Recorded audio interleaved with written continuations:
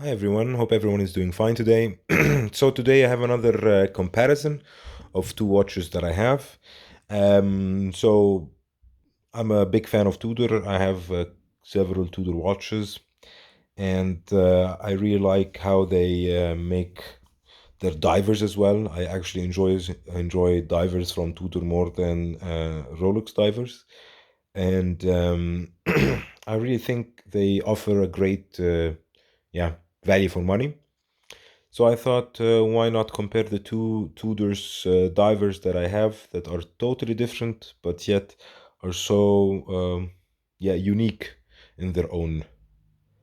So let's start with the older Tudor, and that's the Tudor Submariner. If you're wondering why I put it like this, with this cleaning cloth inside, just so you know, when you put your watch inside, when it's in on the metal strap, these metal parts are scratching in your case back. So the best way to do that is just to put a cloth and you won't scratch it. So that's just a tip. So that's the Tudor Submariner 94400 from 1984. Bakelite plastic bezel. It's bi-directional, so it moves both ways. This watch is from 1984, so you can see it has tritium. You can see the very cool patina of the indices and the hands.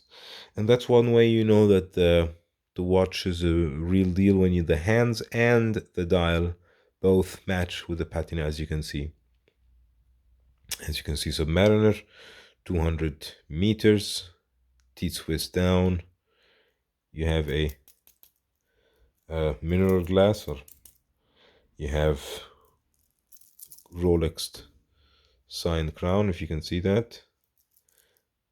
Tudor buckle, but Rolex inside the buckle, and the case back you can see oyster case Rolex. So that's one of my favorite models because it's a mix between Rolex parts and Tudor parts. You can see the crown, the case back, and the inside of the buckle, but you have the Tudor shield on the dial, and you have the Tudor shield on the bracelet itself. So the watch, as you can see, has drilled holes for easy changing of straps, which I wish this one has, but we'll get to it later. And I really love this watch. I'm wearing, by the way, my one hand Red Star Solo, and it's a fun watch. It's one hand watch. I have it on this strap from Cheapest NATO Straps. They have sometimes great offers. You can get a cheap strap to change up the look of your watch. I actually usually have my divers on NATOs when I'm swimming, and on leather when I'm normal, wearing them not in a aquatic situation. But for this one, I wanted to put them both on the metal bracelet, so you can show you the difference between. You can see here hollow links for the bracelet. The bracelet is rattly. I think you can all hear that, and it is small. It is 33 millimeters by 39 lug to lug, and thickness I think 9 millimeters. But to be honest, I don't mind at all. Like, men were wearing 30 millimeters and smaller sizes in the past. I don't see why we can't wear them now. A lot of people I know are like, oh, small watches are not my thing, or are for only for women and stuff like that. I'm like, come on, if you enjoy a watch, whatever the size. Of course, I'll be showing you in another video a couple of watches that I actually bought because I thought it might be appropriate for myself, and it wasn't at the end, and I gave it then to my wife. This watch is mostly it's worn by my wife. I just wore it every now and again because I'm trying to keep my box one watch short, so I always have a place for one new watch. Yeah, it's not working because I have to then sell another watch because I buy a watch regularly. but that's why I didn't want to keep this in my box because I wouldn't wear it so much. So I thought it's not fair for the watch to keep it in the box without wearing it. So my wife enjoys it so much, and every time we go out, of course now we don't go out since 60 days now, but even when we were traveling in the past, everybody was in the duty free when we were going looking for watches. They were commenting on her watch, not even my watch. They were only commenting on her watch and how beautiful it is and how cool it looks. And I really like it. I really like it, even though it's rattly, even though it's small, but it's just has this something that other watches don't have, to be honest. So that's the Tudor Submariner 94400 with a 33.5 millimeter. Now we go to the big brother, the Tudor Black Bay. This is a 2013 Black Bay. I think the reference number is 72290, if I'm not mistaken. No, 79220R. Yeah, sorry about that. With the atom movement. Why with the atom movement? Because I love this smiley face. You can see this down 200 meters rotor self-winding. I just love it. Let me move this from here so you can have a better view of the Tudor Rose. So here you go. This is the Tudor Rose, and here we had the Tudor Shield.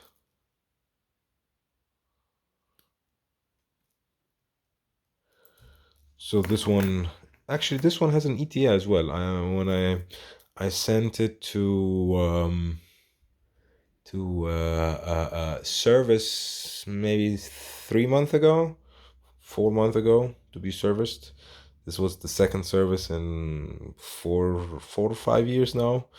But this time I told him to change everything to make it waterproof so my wife can wear it on the beach. Now there isn't any any opportunity to do that, but at least it's ready for any action. This one I actually didn't service. This is 2013 and was never serviced before, never polished. And this watch was my first luxury diver, let's say, that I bought with my own money. And I thought, yeah, it would be my like daily wearer. I bought this one and I bought a Datejust 36, and I thought, okay, this is my daily wearer. My Datejust 36 is my weekend, and that's it. I'm not buying any more watches. And it escalated after that to around 50 watches, and now I'm back to 30, 28 watches, something like this. I'll be making a state of my collection very soon, just waiting in the mail for a new edition. After that, I'll be making the state of the watch collection. So, and that's why I made the big mistake of not caring when I'm changing the straps, because I change the straps almost every day on it, and you can see on the lugs here, on the lugs there. But the good thing is it's never been polished before, so when I need to get it back on on track, I could polish it one time and it will be as good as new. So the bezel here is unidirectional, aluminium, no date compared to date, and at a movement, and I never had a problem with this movement, to be honest, and it was always working perfectly. And I even one time I went swimming in the Red Sea, not diving, thank God, but swimming, like on top swimming, so just 1 meter maybe or something like this, and I forgot to close the crown. I panicked afterwards. I took it out, put it outside on a dry towel, but to be honest, nothing happened. Of course, wouldn't risk it again, and now I learned my lesson. Always close the crown before going. Always remember to look if the crown is closed. Don't over close it. Don't push it as much as you can. Just know when it closes and just leave it as it is. So the watch is 41 millimeters in diameter.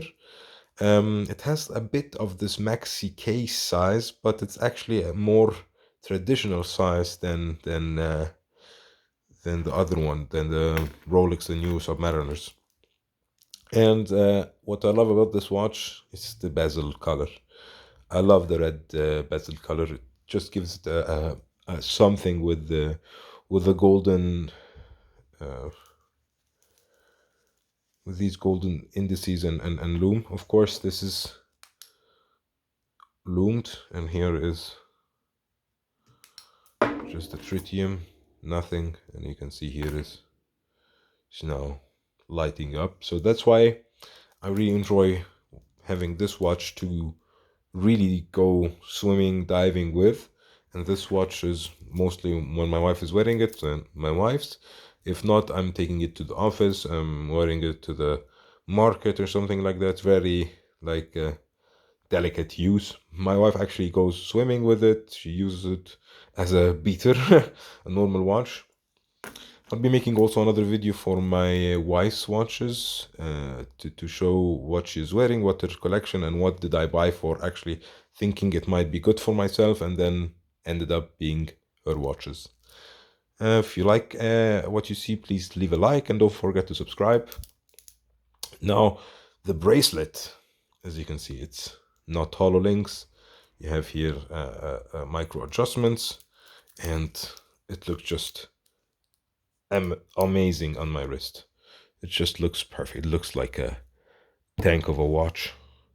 Has a heft, has a nice weight to it. I love the watches that they are fitting like this, like tight fit watches. I don't like them to jiggle and go around, and I like to wear them one finger from my wrist, so they are like this. And if you can see, I'll put the two watches on my wrist, and you can see the difference between these two watches. As you can see, let me try to get them both. So you can see the difference, the size difference. The Tudor, how they are written both differently. The shield, the Tudor rose. Here you have the Rolex. Here you have the rose as well. So, why I did this comparison, just to show you that even for Tudor divers, you have totally different aesthetics, totally different feel, totally different tastes. You have something modern, something sturdy, daily use, and you have something classic, something timeless, something that you really have has a soul, especially when this coloring inside the bezel and inside the dial. That's for me something that shows you like white hair or wrinkles on the face. It's just time passing by, and you are reacting to this time that's passing by. It's not something that it's artificial somehow. Like if you have a new Rolex, if a new Tudor, they will stay the same if you keep them in the safe. But if you have an old Tudor or an old Rolex, an old watch with a tritium dial, and you keep it in the safe, it will totally change, totally different. That's why also I love bronze divers. I have a bronze diver because it changes through time. Yeah, I would say if you want a daily wearer diver in the range of $3,000, get yourself a Tudor. If you want to pay a little bit more, but you won't be wearing it more or using it more, you will actually be using it less and taking more care for it, then get yourself a vintage Tudor Submariner. Definitely worth it. Even the smaller sizes, you will enjoy it a lot. I love the smaller size. This is 41 and this is 33.5, and I actually would love them both the same. So, thank you for watching, and if you have any questions about these watches or any other watches, please leave them down below. Of course, this is a invitation to subscribe and like the video, and hopefully see you in the next one. Have a great one. Bye.